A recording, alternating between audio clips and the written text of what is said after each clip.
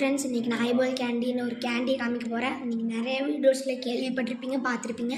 ஆனால் நான் இந்த வீடியோவில் அதை காமிச்சு அது எப்படி இருக்கும் அதை ஓப்பன் பண்ணி காமிக்க போகிறேன். உங்களுக்காகவே கடையிலேருந்து வாங்கிட்டு வந்தேன் கஷ்டப்பட்டு தேடி.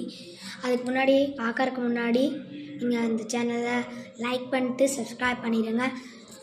ஸோ இதுதான் அந்த ஐபால் கேண்டி.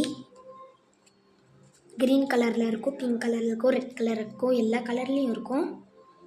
இப்போ ஓப்பன் பண்ணுறதுக்கு ரொம்ப டைட்டாக இருக்கும்.